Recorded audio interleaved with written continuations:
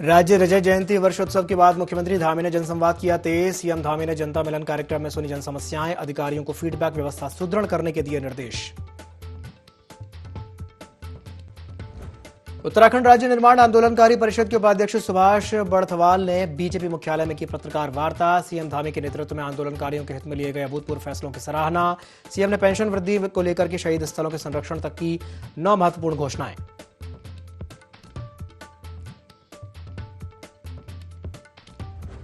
दिल्ली में हुए धमाके की घटना पर कांग्रेस प्रदेश अध्यक्ष करण माहरा ने जताया गहरा दुख। दोषियों के खिलाफ कठोरतम कार्रवाई करने की मांग। देश की सुरक्षा पर भी उठाए सवाल।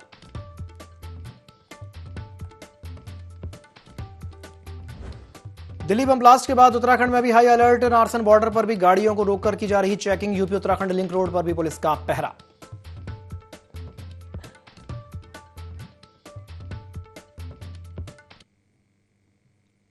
नमस्कार, ID24 में आप सभी का स्वागत है। मैं हूं आपके साथ दिव्यांशु जोशी।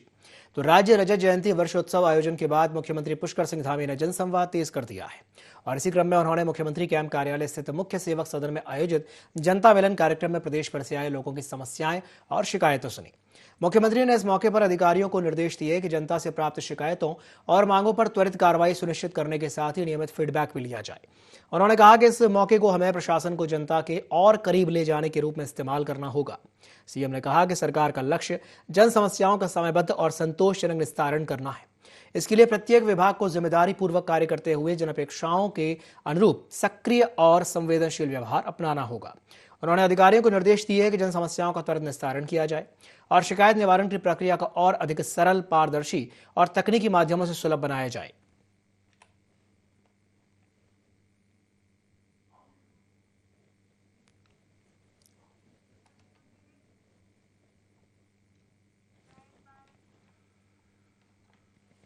उत्तराखंड में सर्दी का मौसम दस्तक देने लगा है और इस बार कड़ाके की ठंड पड़ने का अनुमान है। नगर निगम भी लोगों को इस ठंड से राहत देने के लिए इंतजाम करने में लगा हुआ है।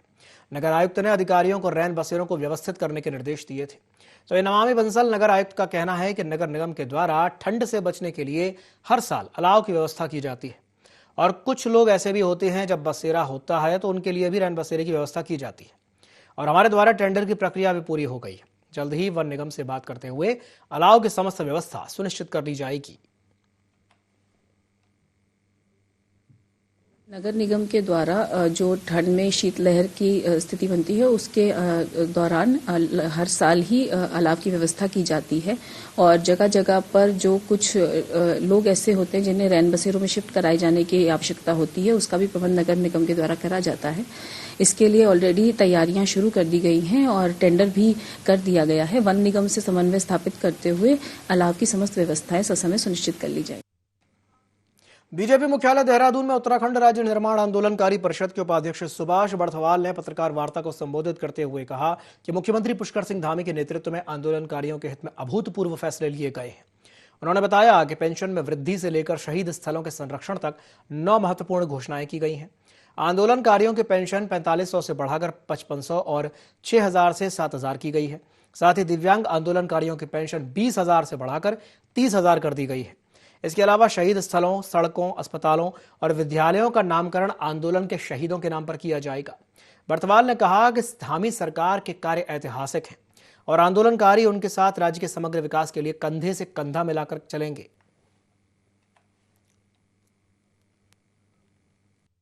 इतिहास वो रचते ही आ रहे हैं क्योंकि रिपीटेशन किसी सरकार का, किसी मुख्यमंत्री का हुआ तो वो पुनरावृत्ति जो है धामी जी के ही जो है शासनकाल में हुई। वो दूसरी बार मुख्यमंत्री बने। राज्य आंदोलनकारियों के संदर्भ में कह रहा हूँ कि 2-2 बार सुविधाओं को देने का काम हुआ। उन्हीं के कार्यकाल में 10% क्षैतिज आरक्षण हुआ, उन्हीं के कार्यकाल में पहले जो है वृद्धि हुई। तो ये जो 9 घोषणाएं हुई हैं ये एक मुख्यमंत्री के कार्यकाल में एक साथ किसी समय पर हुई हूँ, ये बहुत ही मैं समझता हूँ कि एक बिरला ही जो है एक काम हुआ है। जो हमारी जो है 4500 रुपये जो पेंशन थी उसको 5.5 कर दिया है, जो 6 थी उसको 7 कर दिया है, जो हमारे दिव्यांग थे उनकी जो पेंशन थी जो उसको 20,000 से 30,000 कर दिया है, 2 मेडिकल अटेंडेंट उनको दे दिए हैं। जो शहीद स्थल हैं उत्तराखंड के अंदर जहां जहां पर भी होंगे उनको सरकार जो है संरक्षित संवर्धित करने का काम करेगी। सड़कें हैं, पार्क हैं, अस्पताल हैं, विद्यालय हैं, उनको उत्तराखंड राज्य आंदोलन के शहीदों के नाम पर उनका जो है नामकरण होगा। समग्र विकास की तरफ उत्तराखंड को ले जाने का काम माननीय धामी जी कर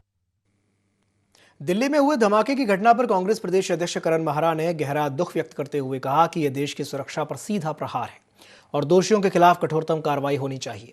माहरा ने कहा कि सीरियल ब्लास्ट जैसी घटनाएं बेहद निंदनीय है। ऐसे आतंकियों को जहां भी पाया जाए वहीं खत्म कर देना चाहिए।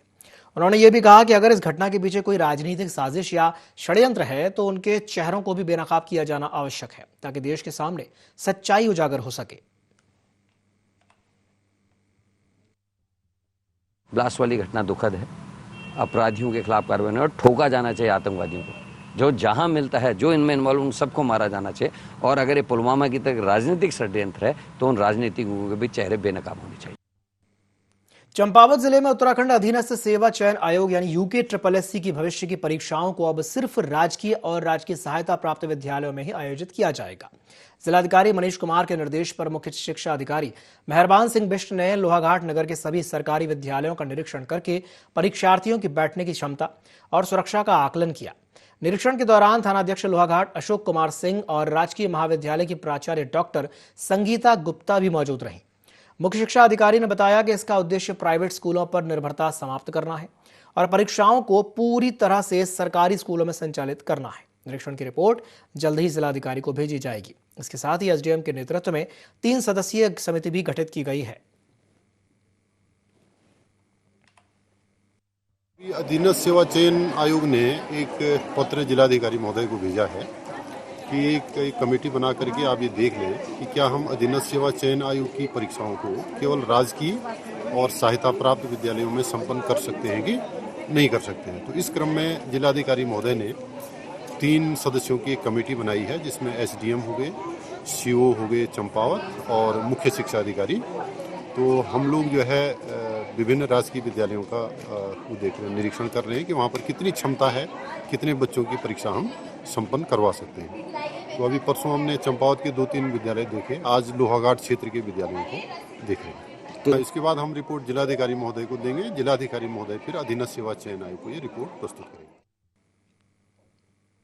पचवादून क्षेत्र में इन दिनों यातायात नियमों की खुली धज्जियां उड़ाई जा रही हैं। खासतौर पर उप खनिज सामग्री के ढुलान में लगे ट्रैक्टर ट्रॉलियां नियमों को ताक पर रखकर सड़कों पर दौड़ रहे हैं। विकासनगर तहसील के ढकरानी, जसोवाला और कैंचीवाला क्षेत्रों में आवंटित खनन पट्टों और क्रेशर प्लांटों से उप खनिज सामग्री ढोने वाले ये वाहन ओवरलोड चलाए जा रहे हैं।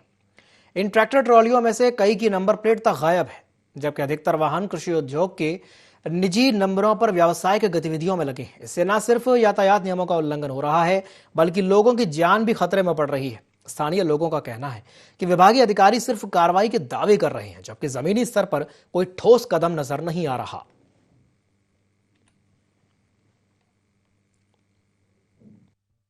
अगर बिना नंबर और बिना कागजों के अगर कोई भी वाहन चल रहा है तो वो तो गलत है ही। और हम लगातार एनफोर्समेंट की कार्रवाई इनके ऊपर कर रहे हैं। अभी आप देख रहे हैं कि 2 ट्रैक्टर अभी हम बंद करने को ले जा रहे हैं ऑफिस में। इनका जिन टैक्स 1 साल से टैक्स नहीं था, तो हमारा तो मेन उद्देश्य और मेन काम ही यही है। हमारा काम है कि इस प्रकार के अगर कोई भी वाहन संचालित हो रहे हैं तो उनके ऊपर कार्रवाई करें। ओवरलोडेड वाहन की जो शिकायतें प्राप्त हो रही है, इस पे हमारे द्वारा एक ज्वाइंट टीम का गठन किया गया है जिसमें ARTO, पुलिस और खनन विभाग की टीम रहेगी और राजस्व की टीम। एक संयुक्त निरीक्षण किया जाएगा और बीच में जो एजेंसीज हैं जैसे RTO हैं और पुलिस को निर्देशित किया गया है कि इस तरीके की अगर वाहन संचालित हो रहे हैं तो उन पर कानूनी कार्रवाई की। श्री बद्रीनाथ धाम में होटल एसोसिएशन की एक महत्वपूर्ण बैठक आयोजित की गई, जिसमें कल होने वाली 4 धाम होटल एसोसिएशन की खास बैठक के एजेंडे पर चर्चा हुई। होटल एसोसिएशन बद्रीनाथ और 4 धाम होटल एसोसिएशन के अध्यक्ष राजेश मेहता ने जानकारी देते हुए बताया कि बद्रीपुरी में चारों धामों के होटल एसोसिएशन के अध्यक्ष और कार्यकारिणी और सदस्य सभी मौजूद रहेंगे। इस बैठक में साल 2025 के सीजन की समीक्षा के साथ साथ आने वाले 2026 में यात्रा सीजन पर भी चर्चा होगी।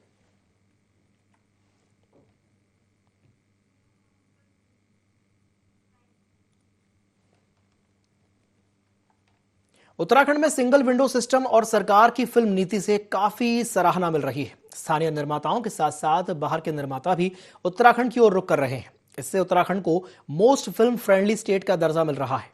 उत्तराखंड में सिंगल विंडो सिस्टम और सरकार की फिल्म नीति से राज्य में फिल्म निर्माण को भी बढ़ावा मिल रहा है। इस नीति के तहत फिल्म निर्माताओं को शूटिंग के लिए अनुमति प्राप्त करने में आसानी हो रही है, जिससे ज्यादा से ज्यादा फिल्में और वेब सीरीज उत्तराखंड में शूट हो रही हैं।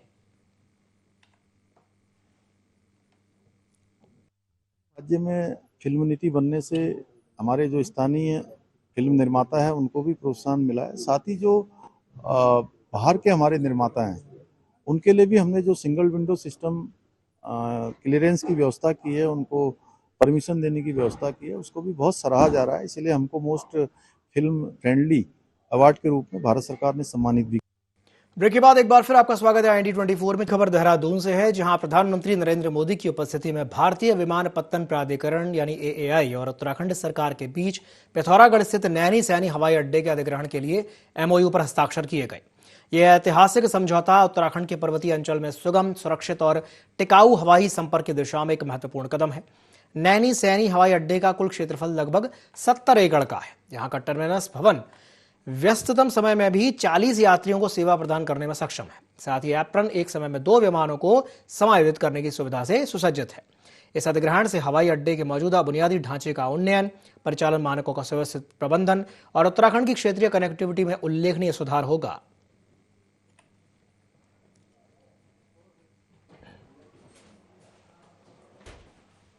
नैनी सैनी हवाई अड्डा हो, चाहे हमारा गौचर की हवाई पट्टी हो या हमारा जिन्याली सौड़ का हवाई पट्टी हो, इन सभी पट्टियों को चलाने के लिए काम कर रहे हैं। और मैंने भारत सरकार के माननीय मंत्री राम मोहन नायडू जी से भेंट करी थी। उनसे मैंने अनुरोध किया था कि हमारे ये जो छोटी हवाई पट्टियां हैं उनमें छोटे विमान हमारे यहाँ संचालित किए जाएं। तो उस क्रम में पहले चरण में हमको नैनी सैनी हवाई अड्डे को भारत का जो हमारा नागरिक उड्डयन मंत्रालय है उनके साथ कल हमारा प्रधानमंत्री जी की उपस्थिति में समझौता हुआ है। अब वो उसका संचालन वो करेंगे। उनके संचालन करने से हमको और सेवाएं मिलेंगी और इन सीमांत क्षेत्रों में सेवा मिलने से, क्योंकि आज आदि कैलाश क्षेत्र में काफ़ी बड़ी संख्या में हमारे श्रद्धालुओं का, तीर्थयात्रियों का आना जाना हो गया है, उनको सुविधा मिलेगी। पंचाचूली है, उसके आसपास हमारा मिलम ग्लेशियर है, मुंशियारी का क्षेत्र है, चौकोड़ी का क्षेत्र है। उन सभी क्षेत्रों में लोग आसानी से जा पाएंगे, अच्छे स्थानों का भ्रमण कर पाएंगे, उनको भी सुविधा होगी और राज्य में पर्यटन भी बढ़ेगा, लोगों का रोजगार भी बढ़ेगा, उनको अनेक रोजगार के अवसर भी उनको मिलेंगे। उत्तराखंड राज्य गठन के 25 साल पूरे होने पर राज्य सरकार के द्वारा मुख्य कार्यक्रम देहरादून के FRI के प्रांगण में आयोजित किया गया। कार्यक्रम में देश के प्रधानमंत्री नरेंद्र मोदी ने भी शिरकत की और प्रधानमंत्री के द्वारा कई योजनाओं का शिलान्यास और लोकार्पण राज्य हित में किया गया। लेकिन प्रदेश कांग्रेस प्रधानमंत्री की इन घोषणाओं से नाखुश होते हुए नजर आ रही है। प्रदेश कांग्रेस के उपाध्यक्ष सूर्यकांत धस्माना का कहना है कि प्रदेश की आपदाओं के बाद पीड़ित लोगों की बहुत आशाएं मोदी जी से थीं, लेकिन उनकी उम्मीदों पर भी पानी फेरा गया। साथ ही युवाओं के रोजगार, महिलाओं के सशक्तिकरण को लेकर कोई पैकेज प्रदान नहीं किया गया।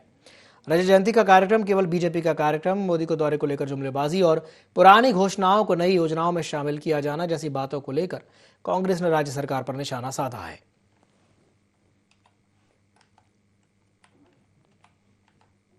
समझता हूं कि आज के पवित्र दिन जब हम राज्य स्थापना का एक ऐसा अवसर जिसमें रजत जयंती मना रहे हैं, उसमें भी राज्य की सरकार या तो गुमराह कर रही है प्रधानमंत्री को।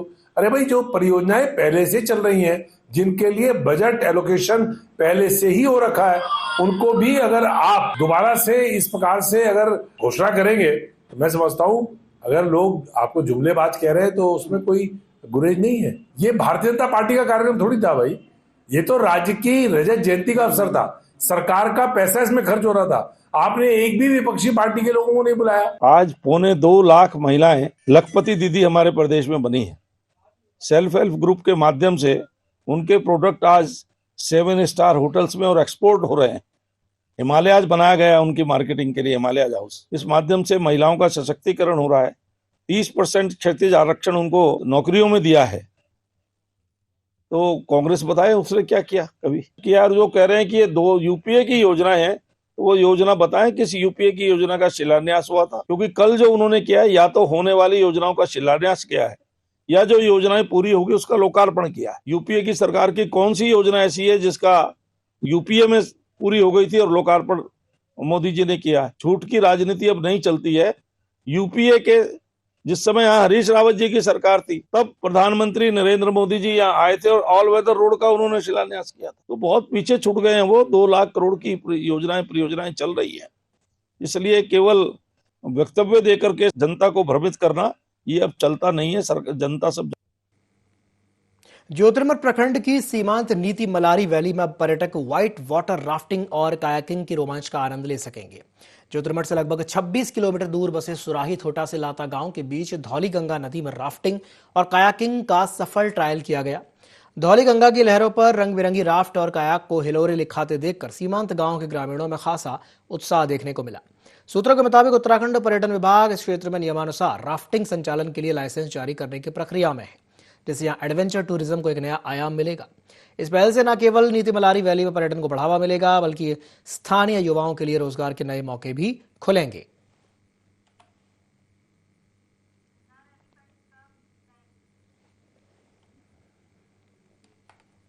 खटीमा रेंज में लगभग 5 महीने के एक नर हाथी के बच्चे का शव मिलने से वन विभाग में हड़कंप मच गया है। शव कुछ दिन पुराना प्रतीत हो रहा है और जंगली जानवरों ने उसके शरीर को आंशिक रूप से नुकसान भी पहुंचाया है। प्रथम दृष्टया अनुमान है कि हाथी के बच्चे की मौत किसी जंगली जानवर के साथ संघर्ष में हुई होगी। मौके पर पहुंचे वन अधिकारियों ने पशु चिकित्सकों के एक पैनल ने पोस्टमार्टम करवाया। विभाग ने मामले की जांच शुरू की है और अन्य आवश्यक कार्रवाई भी की जा रही है।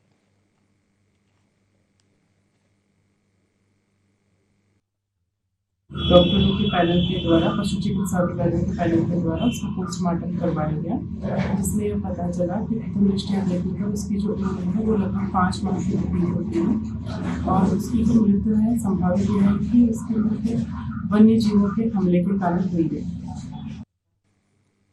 लंबे इंतजार के बाद लोहाघाट उप जिला चिकित्सालय में 3 साल के अंतराल के बाद बाल रोग विशेषज्ञ डॉक्टर ज्ञान प्रकाश की तैनाती हो गई है। डॉक्टर की नियुक्ति से क्षेत्र के लोगों को बड़ी राहत मिली है, क्योंकि अब बच्चों और नवजातों का इलाज स्थानीय स्तर पर ही संभव हो सकेगा। डॉक्टर ज्ञान प्रकाश ने कहा कि उनकी प्राथमिकता तो यही रहेगी कि किसी भी बच्चे या नवजात को बाहर रेफर न करना पड़े और उन्हें यहीं गुणवत्तापूर्ण उपचार मिल सके। उन्होंने बताया कि मौसम परिवर्तन के चलते इन दिनों बच्चों में बुखार, खांसी और सर्दी जुकाम की शिकायतें बढ़ गई हैं। साथ ही उन्होंने अभिभावकों से भी अपील की है कि बिना सलाह के दवाई ना दें और 5 साल से कम उम्र के बच्चों को कफ सिरप तो किसी भी हालत में ना दें।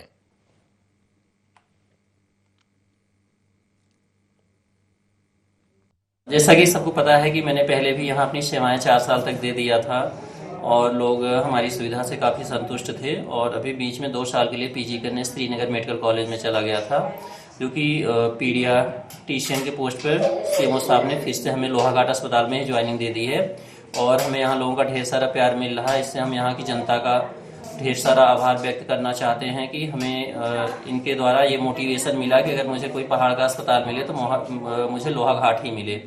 और आजकल की जैसे यहाँ पे ढेर सारे बच्चों की संख्या ज़्यादा है, स्कूल भी ढेर सारे हैं लोहाघाट क्षेत्र में, तो मौसम बदलने के साथ साथ में बच्चों में खांसी, जुकाम और ठंड लगने की पेशेंट ज़्यादा आ रहे हैं, पर मैक्सिमम बच्चे तो अभी तक हमारे यहाँ ठीक हो जा रहे हैं। प्रयास करेंगे कि जो भी हमारे उपलब्ध संसाधनों में जितनी ज़्यादा सुविधाएँ हो सकती है मैक्सिमम चीज़ें हम अपने अस्पताल में ही केयर देने का प्रयास करेंगे। और साथ के साथ गायनेकोलॉजिस्ट हैं, तो हमारे जो ऑपरेशन होते हैं तो हम ये प्रयास करेंगे कि जो बच्चों के कारण जो जटिल ऑपरेशन होने के कारण उनको रेफर करना पड़ता था, तो वो भी मैक्सिमम सुविधाएं हम अपने अस्पताल में देने का प्रयास करेंगे। केवल उन्हीं को रेफर किया जाएगा जिनमें बिल्कुल जरूरी होगी, जिनको आगे जाने की ही जरूरत है। अदरवाइज मैक्सिमम हम प्रयास करेंगे कि लोहाघाट अस्पताल में ही ठीक कर लें और जिससे कि यहाँ के लोगों को मैक्सिमम लाभ दे पाएँ। 2021 के बाद जब से डॉक्टर अंकुश बाटला यहाँ से गए हैं, उसके बाद से हमारे पास बाल रोग विशेषज्ञ नहीं थे। उसके बाद डॉक्टर ज्ञान प्रकाश शर्मा पीजी करने के लिए गए थे और उन्होंने यहाँ पे आके ज्वाइन कर लिया है और वो सभी बच्चों को, डिलीवरी वाले भी बच्चों को और ऑपरेशन के बाद भी होने वाले बच्चों को, सभी को बहुत अच्छे से देख रहे हैं और लोहाघाट की जनता को बहुत इससे आराम मिला है। और जब से डॉक्टर साहब आए तो भीड़ रह रही है सभी बच्चों का यहीं पे पूरा। अभी तक हमने कोई रेफ़र भी नहीं किया, सारा का सारा इलाज यहीं पे हमारे हॉस्पिटल में बहुत अच्छे से हो रहा है। ग्राम सभा बड़कोट के दूजियावाला क्षेत्र में स्वजल विभाग की ओर से लाखों की लागत से बनाया गया गोबर गैस प्लांट कुछ ही दिनों की कार्यप्रणाली के बाद बंद हो गया। इस प्लांट से लगभग 10 परिवारों को गैस कनेक्शन दिए गए थे, लेकिन उपभोक्ताओं का कहना है कि केवल शुरुआती कुछ दिनों तक ही गैस मिल पाई। अब कई दिनों से सप्लाई पूरी तरह से बंद है। स्थानीय लोगों का आरोप है कि प्लांट का उचित रखरखाव नहीं किया जा रहा। इसके चलते समय पर टैंक में गोबर नहीं डाला जाता और गैस निर्माण रुक जाता है। इस गोबर गैस को साल भर हो गया है, 1 साल तो ही गया, पर लेकिन ये बहुत कम चलता है। अभी जब कनेक्शन वो ये हुआ था, अभी चुनाव के बाद अब चलाइए, मतलब हो गए 2-3 महीने से जल रही है बस। कभी जलता है कभी नहीं जलता है। वजह यही होगा कि क्या पता गोबर नहीं डालता, उसमें क्या दिक्कत है, वो तो प्रधान ही जानते हैं। प्रधान नए प्रधान बने जो ना, उन्हें देखना चाहिए काम कुम तो लगाने का तो फायदा तो हुआ ही है थोड़ा बहुत। पिछले साल तो ठीक ही जला, गर्मी में थोड़ा ठीक ही जला, पर लेकिन इस जब से चुनाव लड़े उसके बाद दिक्कत हुई, थोड़ा ना कम जला बहुत। फायदा तो नहीं हुआ, मतलब फिलहाल तो मैं जितने दिनों से आ रही है ना यहाँ पे गोबर गैस मतलब चलता नहीं है, बहुत कम चलता है। जो ये कलेक्शन लगा हुआ है ना गोबर गैस का, यहाँ पे मतलब बहुत कम फायदा हुआ है। मैंने कहा हम इसका 500 रुपये किराए भरते, मतलब 500 रुपये देते, पापा जी और बताते ना। उसके बाद तो मैं जितने दिन यहाँ रहे मतलब उतने दिन तक यहाँ गोबर गैस चला ही नहीं है। थोड़ा सा चलता है, उसके बाद अपना आप ऑटोमेटिक बंद हो जाता है। हमारे द्वारा उस पर 2-3 बार गोबर भी डलवाया गया, लेकिन अब हमारी नई समिति बनेगी, नई समिति का गठन होगा, उस पर तब पूरा कार्य किया जाएगा, तब लोगों को प्रॉपर गैस मिल जाएगी। ये 2024-25 में पूरे प्रधान जी के नेतृत्व में बना था, बाकी अभी तो अब देखते हैं। इसी के साथ बुलेटिन में फिलहाल के लिए इतना ही। दीजिए इजाजत, नमस्कार।